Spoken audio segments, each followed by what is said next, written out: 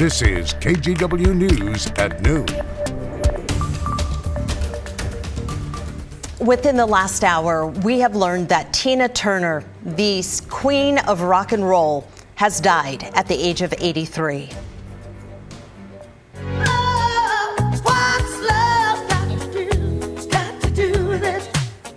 One of her many hits. In a statement, Turner's family said she died at home in Switzerland after a long illness. Her influence on the music industry stretched across decades, inspiring artists like Mick Jagger and Beyoncé. She was the first woman and black artist to appear on the cover of Rolling Stone. Turner won 7 Grammys throughout her career, and she received the Grammy Lifetime Achievement Award in 2018. Again, Tina Turner passing at the age of 83. We have more breaking news, this time here at home. A shooting is closing part of Northeast Gleason this afternoon. We want to go out to Mike Benner. He's live with more details. Mike, what are police saying? Well, Brenda, good afternoon. We are still waiting to be briefed by law enforcement, so we don't have a ton of details at this hour, but I can tell you this whole thing is unfolding on Northeast Gleason between 53rd and 57th, so not far from Providence Hospital and all of the Providence medical buildings. We believe this is some sort of shooting, but the severity is unclear at this point. I'll have my photographer push into that white police truck. Just beyond that is a black Audi SUV that is parked on the side of the road, and we could tell before that white truck pulled up that one of the windows of that SUV had been shot out. So again, we believe this is a shooting of some sort. We just don't know the severity. 4 blocks of Northeast Gleason are shut down right now. One more thing I want to pass along. Just within the last few minutes, a neighbor alerted us to a church just a block away. Someone at that church found a gun in their dumpster, so police moved to that block. I went down there and watched them put that gun into an evidence bag and take it away. So again, a lot of information that we're trying to gather at this point. We'll stay out here at the scene, and if we get more during this newscast, we'll of course pass it along, but be sure to keep tabs on KGW.com as well as the news at 4 and 5. For now, Brenda, I'll send it back to you. All right, you got it. Mike Benner live in Northeast Portland today. Thank you. Now to Uvalde, Texas, where the public gathered downtown this morning, remembering those killed in a school shooting 1 year ago. They brought flowers and balloons and walked by white crosses in honor of the 19 lives lost at Robb Elementary. Now, in less than 30 minutes at 12:30, President Biden will speak about this tragedy. NBC will carry his comments live in a special report. To say that the last year has been difficult for the city would be an understatement. This noon, Jay Gray is in Uvalde with more. A year later, Uvalde is strong, but still struggling. Families devastated, hearts torn. 19 innocent, unsuspecting children and 2 teachers murdered inside their classrooms at Robb Elementary. The calendar says it's been a year since the attack. It almost feels like time stands still for so many. It does. May 24th you can't, as the families ourselves, of course, some community members, there's no moving on. The pain of unimaginable loss overwhelming for families of the victims. Every day, every second, and just imagine everything you love getting ripped from you. Agony, magnified, some say, by a slow-moving investigation, a lack of accountability for responding officers who waited more than an hour to confront the gunman, and a failure of the Texas legislature to pass stricter gun laws in the wake of the massacre.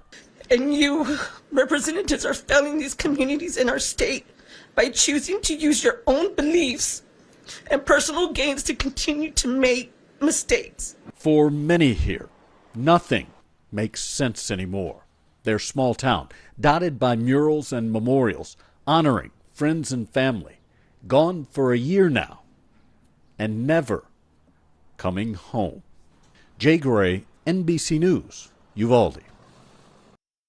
School security is top of mind here in the Portland Public School District. In the wee hours of this morning, the school board passed a budget proposal with 13 safety recommendations. The meeting was filled with teachers and parents and students. Some of the kids wore badges that said "No cops in schools." There's been talk that the district would partner with Portland Police. Jonathan Garcia, PPS Chief of Staff, says officers would be stationed near schools, not inside them. We don't want hallway monitors with guns. However, there's a sense of what is the positive relationship that we need to have with law enforcement. We don't have a title. What we know is that we want law enforcement in our community patrolling and providing that level of safety. Other safety recommendations include requiring students to wear ID badges and starting a rapid response system among staff. Now, this is not a done deal yet. The board is not expected to approve its more than $2 billion budget until next month. We have an update on the Republican walkout in the Oregon Senate. GOP lawmakers say they don't plan to come back until the last day of the session on June 25th. And they say they'll only pass bipartisan budgets and bills. It's not clear how they plan to do that since Democrats have the majority in the Senate. Last week, the Senate president said he won't let Republicans come back at the last minute and pick and choose what they want to vote on. The parties have been at odds on a variety of bills, most notably access to abortion and gender-affirming health care. Well, today is your last chance to tell TriMet what you think about its plan to raise fares. There's a public forum happening right now. It started this morning at the University of Oregon's Portland campus in Old Town, and it wraps up in less than an hour at 1 o'clock. To sign up to speak virtually, you can go to TriMet.org. Once that forum is over, the TriMet board will vote on the increase. If it passes, adult fares will go up 30 cents. We ask riders what they think. I think that keeping, affordable things like public transportation as accessible as possible should be the priority. I personally believe that we should invest in public transit, not that it should be free for all. I understand that prices go up, inflation is a thing, the economy changing is a thing, but at the same time, I feel like there could be other ways they could get their money as well. There's more avenues they could have explored. If the board okays it, fares will increase in 2024, so you have a little more time. As soon as we know the results of that vote, we will update you on air and on KGW.com. How about an update on the weather forecast? Let's head back to the Weather Center and check in with Rod. What do you have there? Beautiful blue sky behind you. Hark! We have sun. Not everywhere, but just about everywhere. Here's a look at Lincoln City. Beautiful noon hour from our Snookwinds Casino Resort camera. You see the bright sunshine there. Stoller Family Vineyards Estate in Dayton was cloudy for a period this morning, but that's really cleared out in Yamhill County. Downtown has really started to clear out in just the past hour or so. 61 degrees. Remember, the biggest headline today is that we start a little bit of a warm-up. We've been in the 60s, I think at 61, and with the sun you see, we are all set to get up into the 70s. We still have one little area getting at East Multnomah County where the clouds are holding out. Here's a camera out at Gresham Subaru, and you see that is cloudy. It's literally a spot on a satellite picture about that big. So those clouds will literally start to break in the coming minutes, or I think between now and 1 o'clock. I have our high at 74 this afternoon, 68 at 8 o'clock. Coming up, the typhoon has now started to move away from Guam. We'll talk about that big worldwide weather story and, of course, the updated Memorial Day weekend on my 7-day. All right, we'll see you then. Thanks, Rod. Portland Fire says it's responded more than 24 times in the last 6 months to the apartment building destroyed by flames last week. This happened at Southwest 14th and Taylor on Tuesday, the 16th. According to records obtained by KGW, half of the previous calls were because somebody intentionally pulled the fire alarm.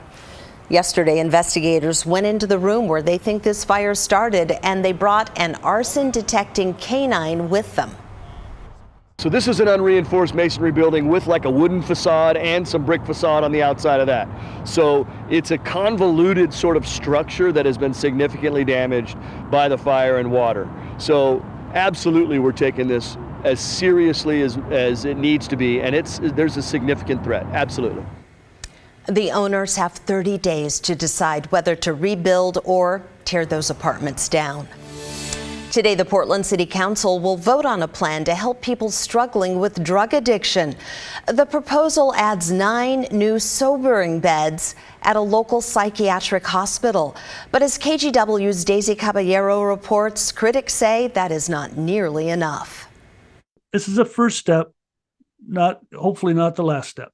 Portland City Council is getting ready to vote on Wednesday to add 9 new sobering beds at the Unity Center's psychiatric hospital. This would cost the city over $330,000. On top of sobering services, those seeking treatments would also get access to a nurse, a social worker, and peer counseling. So 9 is a drop in the bucket. Portland probably could use at least 50 beds. Jason Renaud is the board secretary of the Mental Health Association of Portland.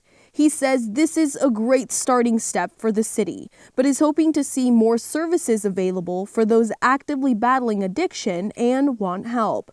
Oregon and Portland is way behind the nation in providing addiction treatment resources, not just addiction treatment, but housing and other support services necessary for addicts to get a restart and get into sobriety. Getting clean in Portland isn't easy. We've reported numerous times people being turned away from 2 of Portland's largest addiction treatment centers, Fora Health in Southeast Portland and Hooper Detox and Stabilization Center in North Portland, all because there's not enough space to keep up with the high demand. Any bed will make an impact. You could save a life with medical detoxification, and we've done that thousands and thousands of times here in Oregon. We've had medical detox for a long time.